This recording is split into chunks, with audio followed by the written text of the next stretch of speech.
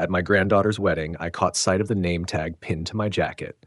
Instead of my name, it read, "The old man footing the bill for everything." Right beneath that, in smaller print, it said, "Glad you could make it." My stomach tightened.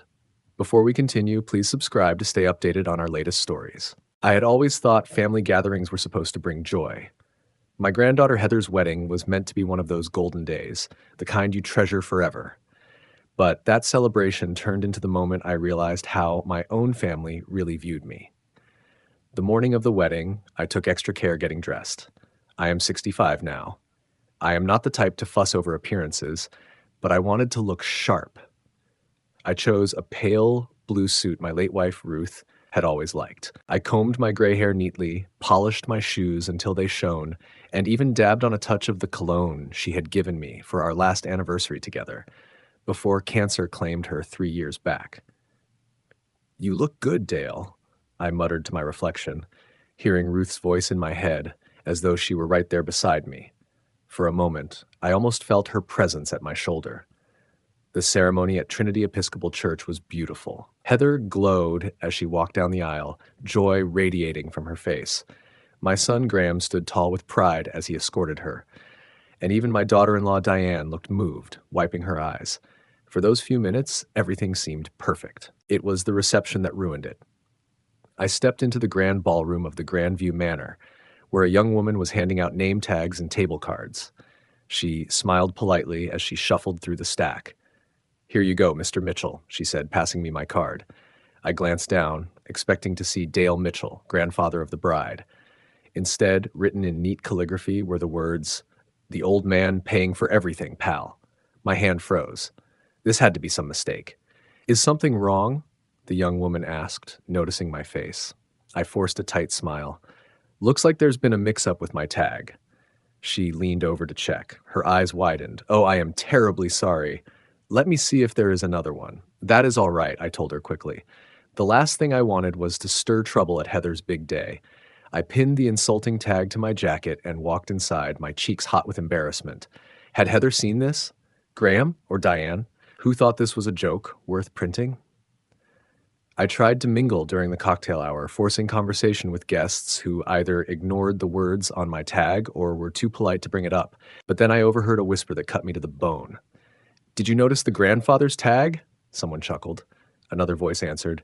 "Diane said they thought it would be hilarious. They call him their personal cash machine." I turned away fast, my hands trembling. Just then, Graham spotted me. "Dad," he called out across the room. "Come meet the Sterlings. You used to golf with Carl." Reluctantly, I walked over. Carl Sterling looked faintly familiar, probably one of Ruth's or my old business acquaintances. "Dad, this is Carl and Janet Sterling," Graham said, grinning. "And this here is our walking bank account." Janet's smile faltered as her eyes flicked down to the tag on my jacket. Carl shifted uncomfortably. "Dale Mitchell," I said firmly, extending my hand. "Ruth's widower." "Of course," Carl said kindly, clasping my hand. "Ruth spoke of you often. She was proud of you."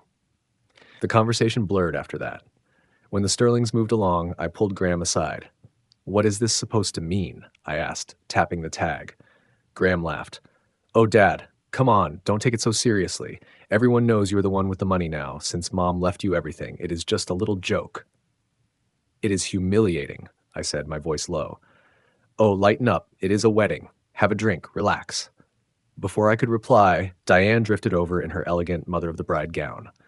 "There you are, Dale. Has Graham been showing you around? We want everyone to know who made this beautiful day possible." She gave me a wink, and the two of them laughed. I excused myself quickly and headed for the restroom. Inside, I splashed water on my face and patted my eyes with a paper towel. As I steadied myself, the door cracked open. An older man in a well-cut suit stepped in, then backed out, apologizing.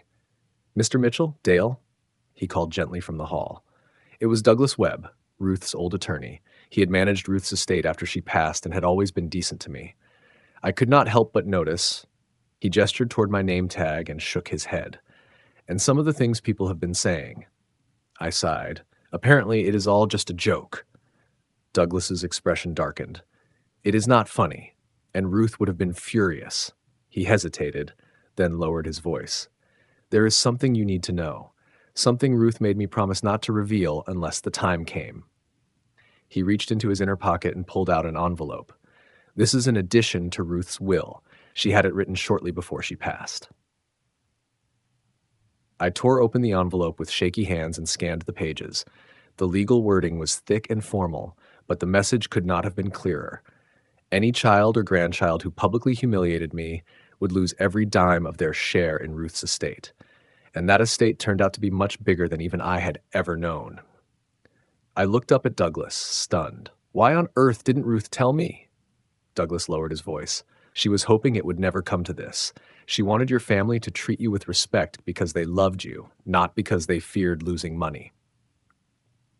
I glanced toward the ballroom where laughter and music floated out, my family celebrating, blissfully unaware that their cruelty had just cost them millions.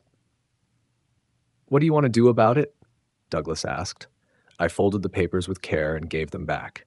Nothing. Not yet. I needed to see how far they were willing to push me. When I walked back into the reception, the little name tag on my chest felt heavier than ever. But now it did not weigh me down with shame. Instead, it sparked something harder inside me. Determination. Determination to face who my family really was. The morning after Heather's wedding, I sat at my kitchen table in a rumpled bathrobe, staring at the offensive name tag I had laid in front of me. Its neat, elegant letters mocked me. The old man paying for everything. I traced the words with my finger, thinking about what Ruth would have said if she had seen it. My wife rarely lost her temper, but when she did, it was fierce, especially if someone disrespected her family. They have changed, I whispered into the empty kitchen, half imagining Ruth could hear me. Or maybe they were always like this, and we just chose not to see it. I wandered into the living room and looked up at the big family portrait hanging over the fireplace. It was taken 5 years earlier, at our 40th anniversary. Ruth sat in the middle, still strong, despite the sickness quietly taking root inside her. I stood at her side with my hand resting on her shoulder. Graham and Diane flanked us, and in front stood Heather and her brother Brett, both still teenagers back then. We looked happy. We looked like a family. When had that picture stopped being the truth? The question gnawed at me as I made a cup of tea. Maybe the shift had been slow, so gradual that I did not see the respect slipping away until it was gone. The first time I really noticed was about 6 months after Ruth's funeral. Graham and Diane had invited me over for dinner, rare even then. They had been unusually warm, asking about how I was holding up, reminiscing about Ruth. But when dessert was served, the real reason came out. Dad, Graham said as he refilled my wine glass, Diane and I have been thinking about redoing our kitchen. Nothing fancy, just new appliances, countertops, that sort of thing. That sounds nice, I answered, not realizing what was coming next. The thing is, Diane added smoothly, between tuition for the kids and other expenses, things are a little tight right now. Then came the pause. Then the expectant looks. You are asking me for money? I said. Not asking, Graham replied quickly. But since Mom left you well taken care of, we thought maybe you would want to help out the family. That night, I wrote them a check for $25,000. Looking back, I know now that was the start of it all. Small asks turned into bigger ones. That kitchen remodel grew into a full-blown renovation. Tuition help became brand new luxury cars for Heather and Brett when they turned 18. Vacations that I was invited to attend but also expected to pay for became a regular thing. One morning, I pulled a cardboard box from the hallway closet and spread my financial records across the floor. Sitting there cross-legged, I sifted through bank statements and old checks, adding it up. The numbers were staggering. In 3 years, I had handed Graham and Diane nearly $200,000. The phone rang, jolting me. It was Diane. Dale, are you home? I have been calling your cell phone. I realized my cell was still tucked in the pocket of last night's suit jacket. Yes, I am home. What is it? Oh, nothing urgent, she said in that syrupy voice I had come to recognize. Graham and I just wanted to thank you for everything yesterday. Wasn't the wedding beautiful? Yes, I said carefully. It was lovely. Heather and Scott are so grateful for your generosity. They never could have had such a wedding without you. I closed my eyes, remembering the $35,000 check I had written for the venue and catering. I was glad to help, I said. Actually, that is partly why I called, Diane went on, her tone honey-sweet but sharp underneath. Scott's parents were supposed to cover the honeymoon, but his father's business is struggling and they had to pull out. Heather is devastated. She and Scott set on 2 weeks in Bali. In Bali. I could see it coming from a mile away. We were wondering if you might help out. Of course, Graham and I would contribute, but after all we spent on the wedding, all they spent? I thought bitterly. I had paid for nearly all of it. I will think about it, I said, surprising even myself with how flat my voice sounded. Oh, she said, caught off guard.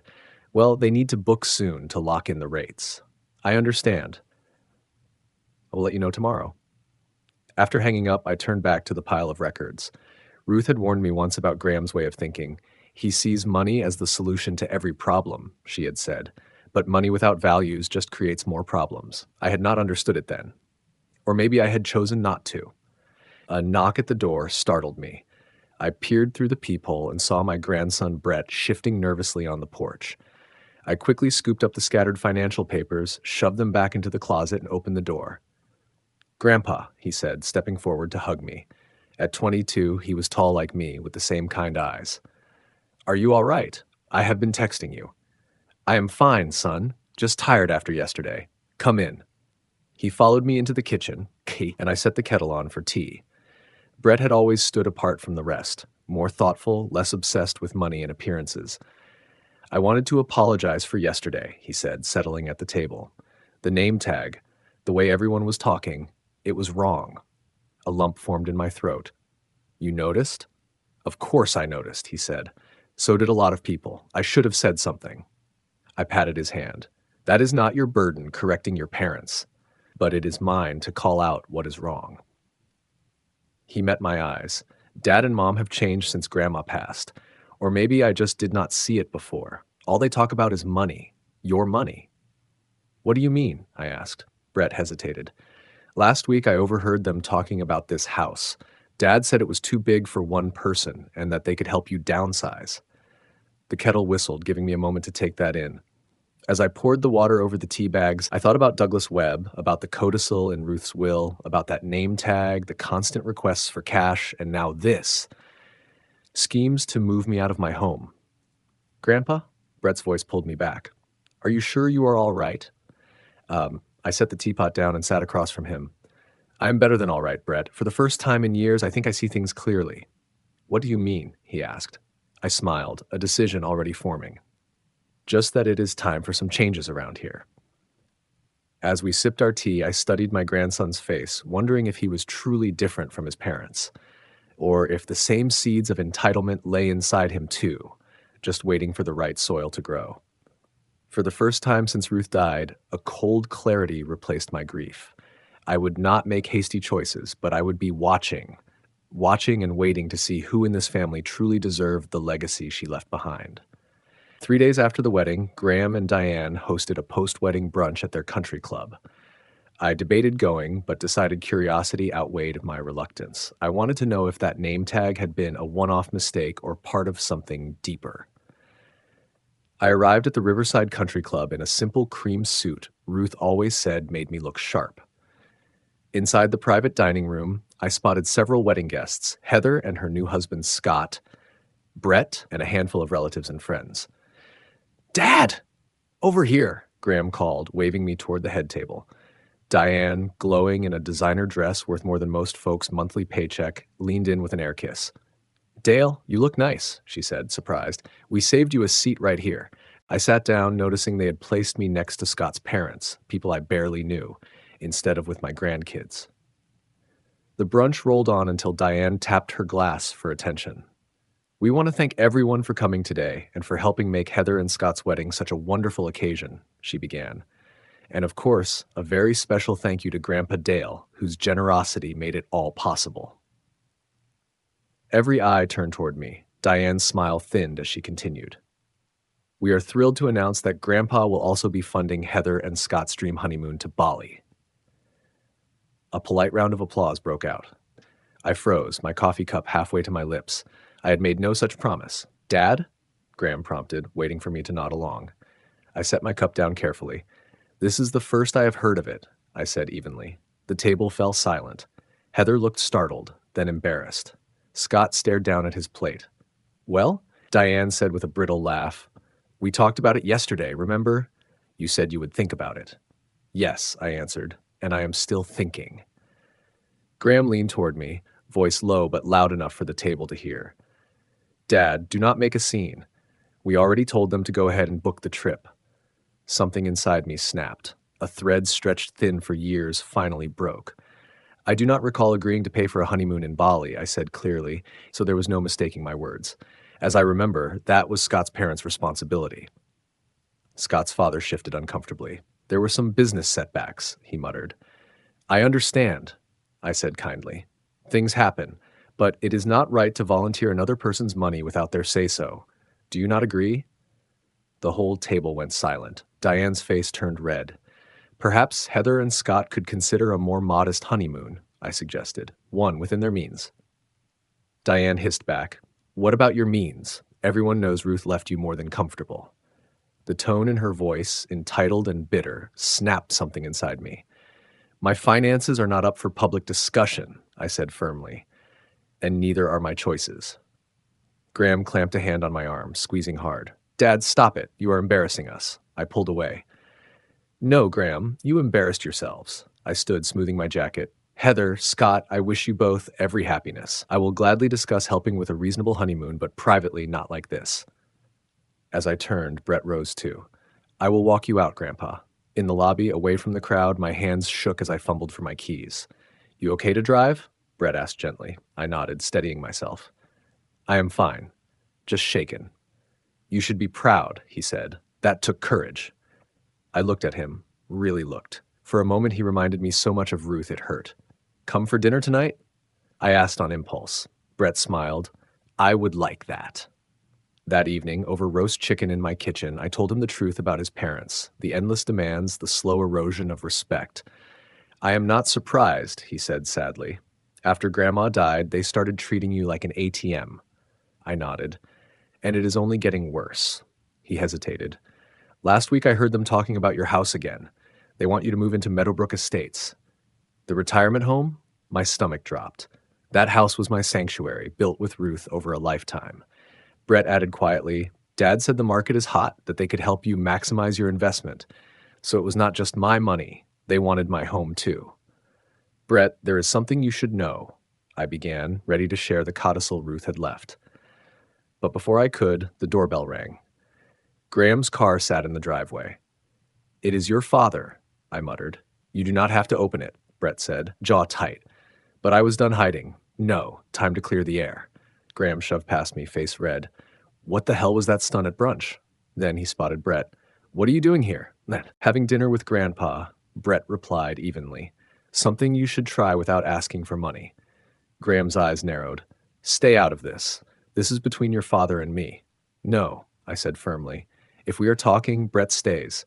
I am tired of secrets. Let us lay it all out. Graham paced the room like a caged dog. I have had enough of your attitude, Dad. First you embarrass us at brunch, now you are poisoning Brett against us. I sat calm in Ruth's old chair, hands folded. Brett leaned on the fireplace, arms crossed, his eyes full of disappointment. No one is poisoning anyone, I said. We are simply naming what has been happening since your mother died. And what is that? Graham snapped. You and Mom treat Grandpa like a bank, not family, Brett said before I could answer. The name tag at the wedding, pushing him to pay for Bali, talking about selling his house behind his back. Graham flushed. So you've been spying on us? I have been paying attention, Brett shot back. Graham turned to me, softening his tone. Dad, you are misunderstanding. We are just trying to help you manage your money wisely. You are not getting any younger. I am 66, not 96, I cut in. My mind is sharp, and I can handle my own affairs. But Mom left you so much. Enough, I raised my hand. Ruth left me exactly what she meant to. Her estate is not your piggy bank. His smile vanished. So what now? You cut us off because Diane made one stupid joke. I am saying from now on, I will decide what happens with my money and my home. If Heather and Scott want a Bali honeymoon, they can save for it like other young couples. If you and Diane want a bigger house, you can earn it. Graham looked at me like I had started speaking another language. Then he turned to Brett. I want to talk to my father alone. I am staying, Brett said firmly. This is family business. Exactly. Brett shot back, and I am family. I saw something shift in Graham's eyes. He was recalculating. Alone, he could always twist me around, use guilt, grief, or my need for peace. With Brett watching, those tricks would not work. Fine, he snapped, storming toward the door. But this is not over, Dad, not by a long shot. When the door closed, Brett let out a long breath. I am sorry, Grandpa. For what? You did nothing wrong. For not speaking up sooner, for letting them treat you like this. I pulled him into a hug. You are speaking up now. That is what matters. After he left, I sat alone in the silence, thinking about Ruth, about the codicil, and about the family we had raised. Had we failed Graham somewhere along the way, or had this entitlement always been part of him? The bigger question was, what should I do now? Slowly, the answer came. Instead of waving the codicil in their faces, which would only scare them into false respect, I would let them reveal themselves. Meanwhile, I would quietly take back my independence. The next morning, I called Douglas Webb. Dale, he said warmly. I hoped you would call after the wedding. I told him about the brunch and Graham's angry visit. I need to know exactly what Ruth left behind, not just the codicil, the whole picture. Better we discuss this in person, Douglas said.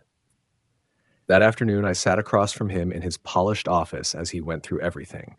The numbers stunned me. Ruth built several companies, sold them at the right time, and invested carefully. Her portfolio weathered every downturn, Douglas explained. I knew we were comfortable, I muttered. But this, Douglas smiled. She told me often, you married her when she had nothing but potential and an old Chevy. She never wanted you to feel trapped in wealth or judged by it. I chuckled softly. That sounds just like her. As for the codicil, Douglas continued, it is simple but powerful. Any descendant who humiliates you in public loses their inheritance. The wedding name tag alone qualifies, the brunch too. But you do not need to act immediately. The codicil stands for your lifetime. I nodded slowly. And if I want to make my own adjustments to my will, to how my assets are handled, what changes are you thinking of? Douglas asked. By the time I walked out, I had a plan. No shouting matches, no ultimatums, just a quiet reclaiming of my life. First, I called my old friend Helen to arrange lunch. We had not met in years. Then I stopped by the community center and picked up a brochure for their adult classes. Ruth had always pushed me to keep at my painting. Maybe it was finally time. That night, I sat down at my computer and started reading about small business loans. Brett had once mentioned wanting to open a bookstore after college, but worried about the startup costs. Putting money behind his dream felt like a far better use of my resources than funding endless vacations and renovations. When the phone rang and Diane's name flashed on the screen, I let it roll to voicemail. The old Dale would have answered immediately, anxious about what demand or emergency was waiting, but that man was gone. In his place stood someone learning to recognize his own worth. Later, I listened. Diane's voice was smooth, almost rehearsed. Dale, it's Diane. Graham told me about your talk last night. I think there's been a misunderstanding. We've always wanted what's best for you. Graham and I thought we could have dinner this weekend to clear the air. Oh, and Heather mentioned you might reconsider the honeymoon? They really need to book soon to get the best rates. Call me back. I deleted the message without answering. Instead, I opened my checkbook and wrote a modest gift for Heather and Scott, enough for a pleasant trip, maybe New England, but not Bali. I slipped the check into a card with a warm note and sealed it. That was the start of my new approach. No fights, no drama, just firm boundaries. Ruth would have approved. The next 6 months passed in a blur of steady change. I enrolled in painting classes at the community center, reconnected with old friends, and spent more time with Brett, who visited often. I helped him with seed money for his bookstore plan, which was starting to look promising. Graham and Diane's behavior swung between cold distance and clumsy attempts to cozy back up. When ignoring me didn't work, they would suddenly drop by with forced smiles. Within minutes, the conversation always turned to money. Their house projects, Heather wanting to buy, or their own retirement. Every time I gave the same reply, smiling as I said it, I am not discussing my finances. They didn't take it well. Diane's texts turned sharp, Graham's calls more demanding. But I had finally found strength in silence and in the walls I was building around my life. When my 67th birthday came around, Brett insisted on hosting a small gathering at my house. "It's time they remember whose home this is," he said, with a grit that reminded me of Ruth. That morning, I worked in my garden, trimming roses and finding peace in the simple task. The garden had suffered during the years I spent catering to Graham and Diane's demands. Now it was thriving again, just like me. By afternoon, the house was ready. Brett arrived early to set out snacks. "Are you sure you're ready for this?" he asked, arranging a platter. "As ready as I'll ever be," I said, smoothing my new red shirt, bold and confident, something I never would have worn before. "Besides, it's just dinner." We both knew it was more than that. For the first time in months, the entire family would sit under my roof, Graham and Diane, Heather and Scott, and even a few of Ruth's old friends, including Douglas Webb. The doorbell rang at 5 sharp. Graham and Diane stood there, their smiles so forced they looked painted on. "Happy birthday, Dad," Graham said, handing me a bouquet of store-bought flowers. "You look different," Diane added, her eyes flicking over my shirt, my styled hair, the touch of makeup I had learned to apply in class. "Thank you," I said simply, stepping back to let them in. Heather and Scott arrived soon after, followed by Douglas and another couple who had been close friends of ours. I moved through the greetings calmly, something I never could have done 6 months earlier. At the table, I noticed Graham's eyes scanning the house, assessing. Diane's gaze kept going back to the new painting on the wall, a landscape I had painted myself.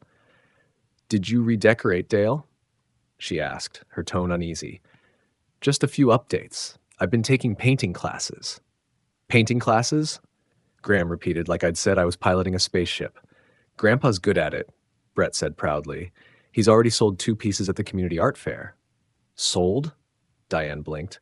"But why would you need to sell paintings?" "It's not about need," I said with a smile. It's about joy." The room went quiet until Scott asked Brett about the bookstore. "It's coming along great," Brett said. "Thanks to Grandpa, I've got the business plan finished and I'm looking at locations." Graham's head snapped up. "Thanks to Grandpa? What's that supposed to mean?" Brett held his father's gaze. "He's investing in my bookstore." "Investing?" Graham's voice sharpened. "With what money?" "My money," I said evenly. Graham's mouth opened, then shut again as he realized the other guests were listening. He forced a tight smile. "Maybe we should discuss this privately, Dad."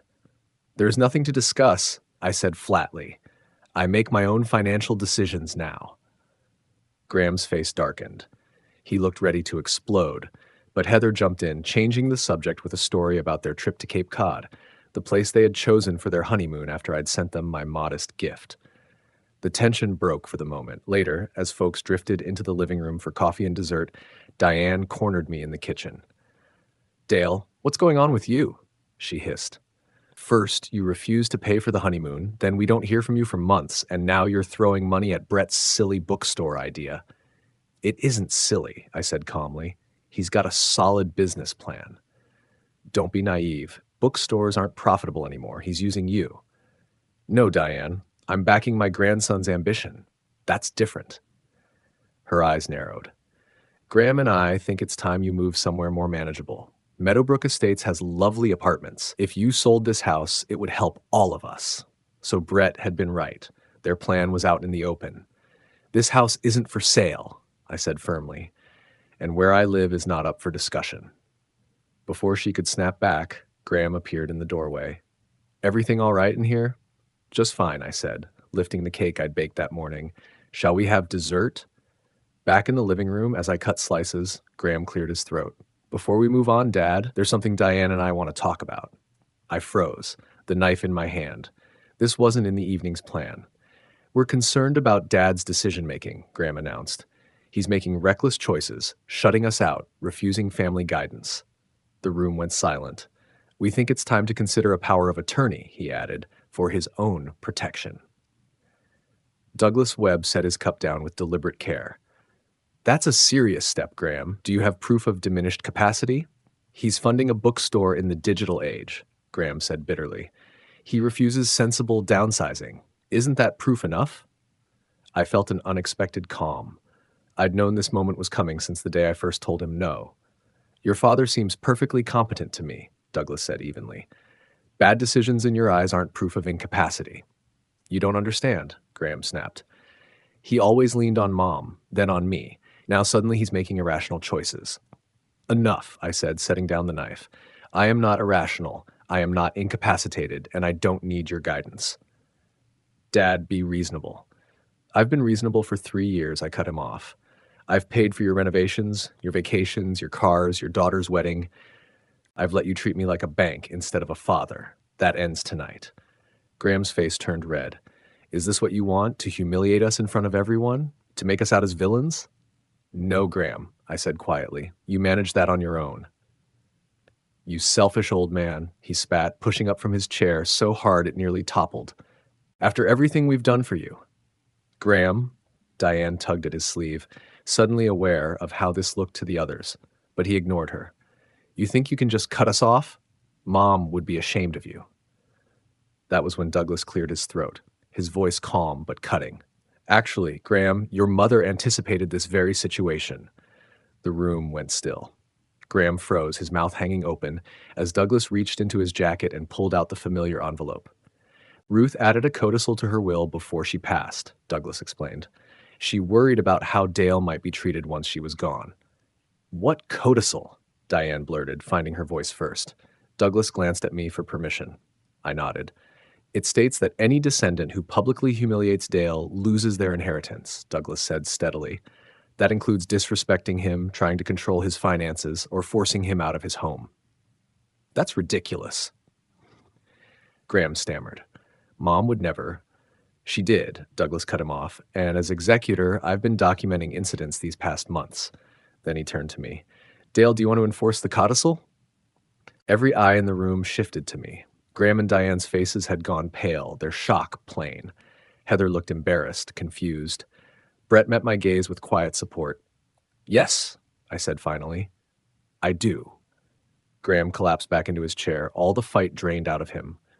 You cannot be serious, Graham spat. I have never been more serious, I replied. The name tag at the wedding, the public announcement about paying for the honeymoon, the endless demands for money, and now trying to label me incompetent, all of it ends today. Our inheritance, Diane whispered, is gone, Douglas confirmed. All of it? Heather asked in a small voice.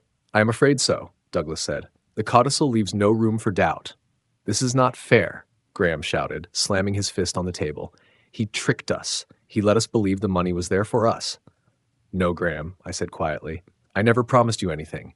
You assumed, you took, you demanded. But not once did you ask what I needed or wanted. What about Heather and Scott? Diane asked desperately. They did nothing. Douglas checked his notes. Heather was present at several incidents but did not directly participate. Still, she never defended Dale. Heather's eyes filled with tears. I am sorry, Grandpa. I should have said something at the wedding about that tag. I reached across and took her hand. We all make mistakes, sweetheart. What matters is whether we learn from them. So what happens now? Scott asked. According to the codicils that Douglas explained, Graham and Diane's share is redistributed. Half goes to Dale directly. The other half is divided among those who have shown him respect. Every eye turned to Brett. He looked stunned. I swear, Grandpa, I didn't know about any of this. I know, I told him, and your grandmother would be proud of the man you are becoming. Graham shot to his feet, his face twisted with anger. This is a setup, a conspiracy. I will contest it in court. You are welcome to try, Douglas said calmly, but the codicil is binding and the evidence is overwhelming. Dale, Diane said suddenly, her voice syrupy sweet, surely we can work this out as a family. We never meant. Save it, Diane, I cut her off. It is too late. So that is it? Graham barked. After everything we have done for you, you just cut us off? No, Graham, I said, standing to face him. After everything I have done for you, I am finally standing up for myself. That is the difference. Ton of the evening ended soon after. Heather and Scott left with awkward apologies. Graham and Diane stormed out. Douglas and the other guests made polite exits until it was just Brett and me. You okay? He asked, helping me clear the untouched dessert plates. I am better than okay, I said, surprised at how true it felt. I feel free. 1 year later, I stood in the doorway of the Bookhaven, the bookstore Brett had opened in a renovated Victorian downtown. Morning light streamed through tall windows, shining across shelves of books and cozy reading nooks. A coffee counter, run by his girlfriend Megan, served local coffee and fresh pastries. In the children's section, a mural I had painted covered one wall, an enchanted forest with hidden animals and fairy houses. Twice a week, I read stories to neighborhood kids, something I never imagined I would do. Upstairs, Brett had turned the small apartment into a residence for young writers. He funded it with part of his inheritance. My house remained mine, full of Ruth's memory and my life's story. The bell over the door jingled, and Heather came in with a stroller. Inside was her 3-month-old daughter, Delia, named for her grandfather. "Grandpa," Heather said, spotting me. "I did not know you would be here." "Just dropping off some bookmarks I painted," I said, bending to greet the baby. "Hello, little one." Over the year, Heather and I had rebuilt our bond. She had started reaching out on her own, without Graham or Diane pulling the strings. Scott encouraged her to form her own opinions, and I respected him for it. Graham and Diane were another story. After failing to challenge the codicil, they had moved to Florida, where Graham took a job with an old associate. We spoke only through stiff holiday cards and the occasional update passed along by Heather. "Have you heard from your parents?" I asked as she sat with the baby. "Mom called last week," Heather sighed. "Same old complaints, Dad's job, the smaller house, how unfair life is." "I am sorry," I said softly. "Don't be," Heather answered firmly. "They made their choices. I had made my choice." Megan came over with coffee and fresh scones, fussing over the baby before heading back to the counter. A moment later, Brett stepped out from the back carrying a stack of new arrivals. His face lit up when he spotted us. "Perfect timing," he said, sliding into the chair. "I wanted to run something by you both." He laid out his plan, expanding the store's community programs with adult literacy tutoring and writing workshops for teenagers. It would mean reinvesting some of the profits, he admitted. "But I think it's worth it. I think it's wonderful," I told him, pride swelling in my chest. As he and Heather discussed the details, I looked around the bookstore. Sunlight poured through tall windows, spilling over the shelves, the reading nooks, the mural on the wall. This wasn't just Brett's dream. It had become a fresh chapter for all of us. The past year had awakened parts of me I thought were gone. I had made new friends, poured myself into painting, even started traveling again. At first, just short weekend trips, then 2 weeks in Italy with a senior tour group. That was where I met Victor, a widower from Boston with kind eyes and a dry wit. Now he called me every Sunday. Ruth would have approved, not just of the bookstore or my independence, but of the fact that I had finally learned to draw boundaries. She had tried to protect me with her codicil, but in the end, I had learned to protect myself. The baby let out a cheerful gurgle, pulling me back into the moment. This was my family now, not perfect, not whole, but real. From the wreckage of disappointment and betrayal, we had built something new, and it was beautiful. "What do you think, Grandpa?" Brett asked, drawing me into the conversation. I looked at him, at Heather, at the little one who carried our future, at the bookstore that had been born from respect instead of greed. "I think," I said, smiling, "that this is exactly where we're supposed to be." To hear the next story, click the box on the left. And as always, thank you for watching.